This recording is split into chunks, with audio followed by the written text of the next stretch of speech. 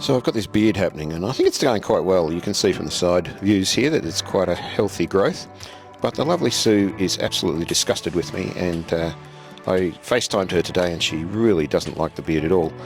But I thought I'd check in with ChatGPT about what I would look like if I had a full beard, and this is what it came up with. And I think perhaps the lovely Sue needs to reconsider, because I'm looking pretty darn good there according to ChatGPT, so maybe I should keep going.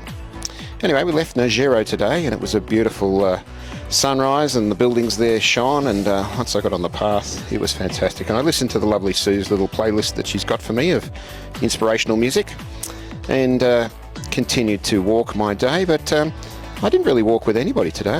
I kind of was just by myself and enjoyed the scenery and all of that's involved in going for a long walk by yourself.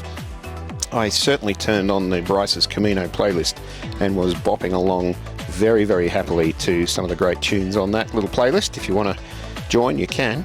The scenery was vast today. We seemed to be walking through just big country. You could see for miles and miles and miles, and the paths went on forever. Again, beautiful grapevines, lush and green.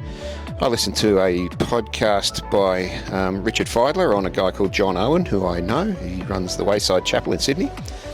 The grapes were just absolutely prolific. I listened to another podcast by a guy called Brian McLaren, who I think is one of the best Christian thinkers around, Thistles. I listened to an audiobook called Down Under by Bill Bryson. I find him absolutely hilarious.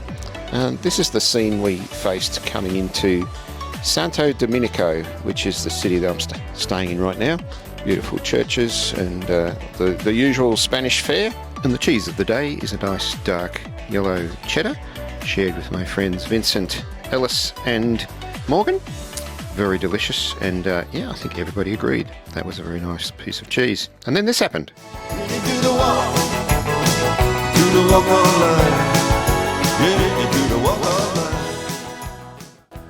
And the day was topped off with a beautiful paella. What a ripper.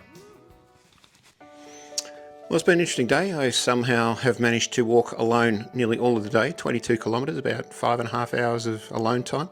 And yeah, to start with, I had lovely music going, and I ended up listening to some podcasts. So I had time to really think about some big issues. I listened to some fairly, I guess, controversial and significant sort of podcasts about life and Christian faith.